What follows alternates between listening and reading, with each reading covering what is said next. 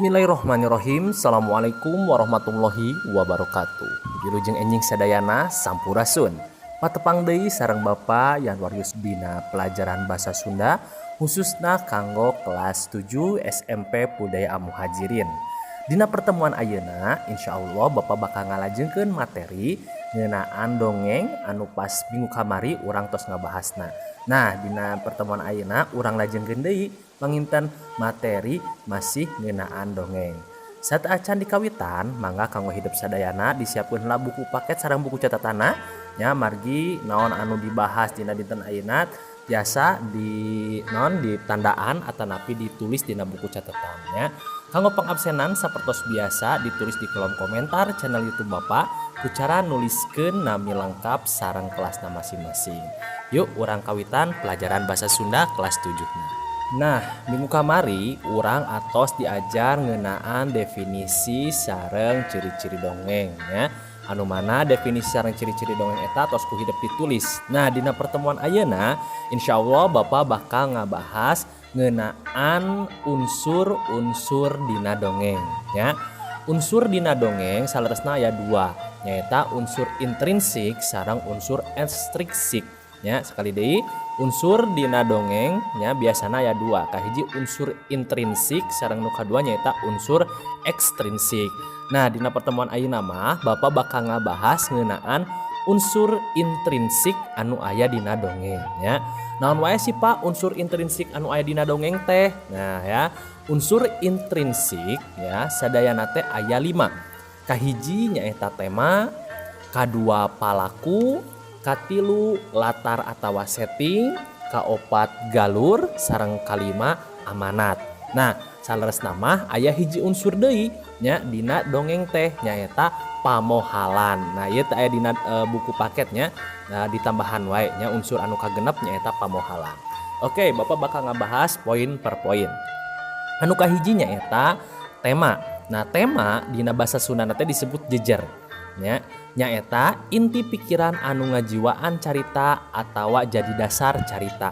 Nah, inti nama atawa anu kecap sejena tema teh naon ide pokok dina eta carita. Nah, ide pokok tiasa naon wae nya. Nah, tapi di dieu kade hidup ulah dugikeun ka pahili dina nentukeun tema sareng judul.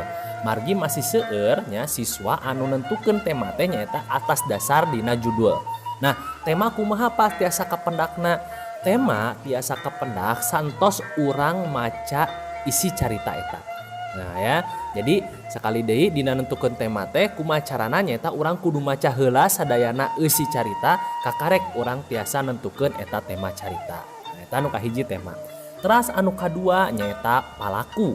Palaku teh nyaeta tokoh atawa ngaran-ngaran boh jalma boh sasatoan anu ngalalakonan dina eta carita. Nah, kunaon di dieu aya sasatoan?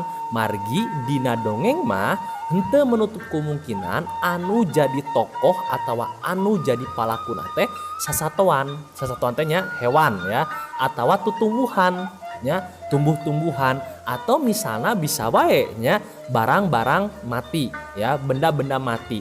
Contoh misalnya teh aya meja nya, aya kursi, aya jam tangan, naon pokona benda-benda mati itu bisa jadi tokoh dina carita dongeng. Nah, palaku ieu dibagi jadi 2. Aya palaku utama nya sareng palaku tambahan. Nah, palaku utama nyaeta palaku anu nyekel peran pokok ti tug nepikeun ka tuntung carita. Maksudna ti tug teh nyaeta ti awal nya. Ti awal mimiti dicaritakeun nepikeun ka akhir carita. Eta palaku utama. Selain palaku utama aya deui nyaeta palaku tambahan.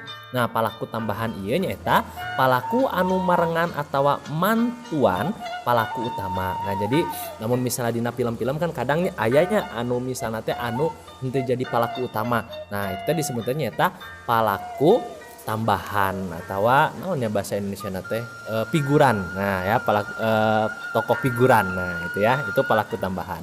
Sedangkan dumasarkana peran atau sifatna bisa dipasing-pasing jadi nah lamun orang ninggal tokoh ya dilihat dari sifatna itu aya 2. Aya anu tokoh atau palaku protagonis, aya oge palaku antagonis. Nah lamun protagonis urang tos tarang sadayana nyata non pelaku si palaku atau tokoh nate tokoh anu bager. Nah ya anu hade yang baik lah. Nah itu protagonis.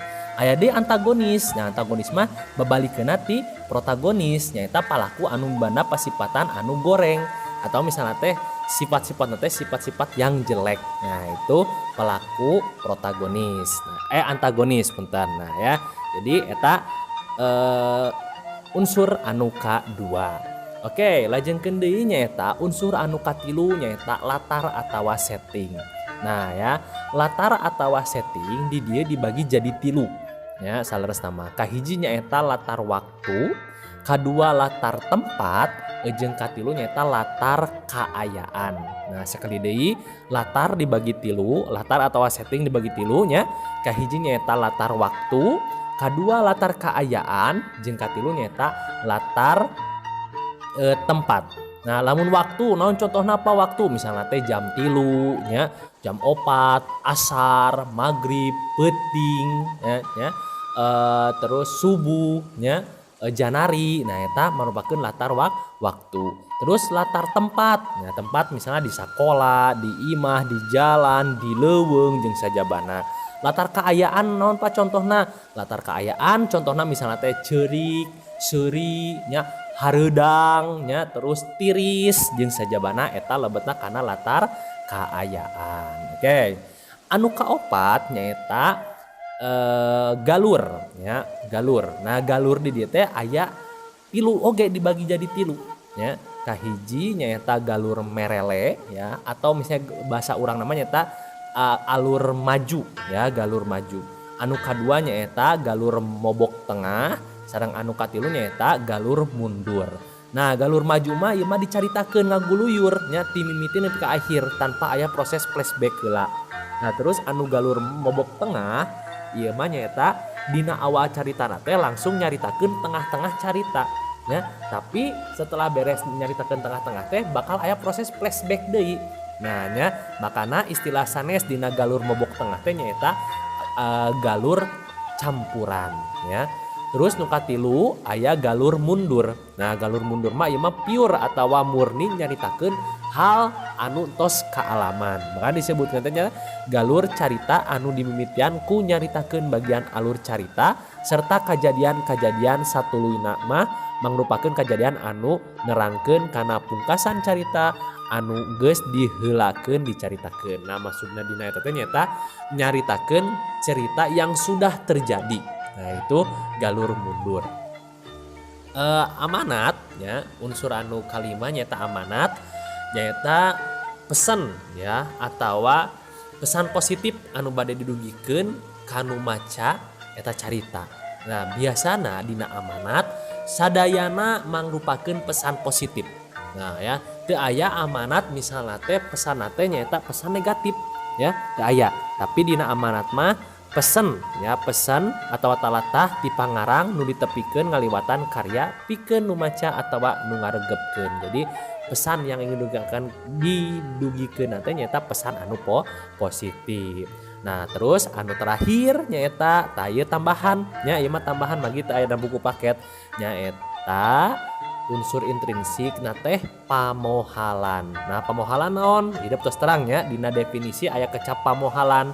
Nah disebut pamohalan teh nyaeta unsur anu teu mungkin terjadi di dunia nyata. Nah eta panginten kanggo unsur-unsur intrinsik dina dongeng. Sakali deui aya genepnya, kahiji nyaeta tema, kadua palaku, katilu latar, kaopat galur, kalima amanat, anu kagenep pamohalan.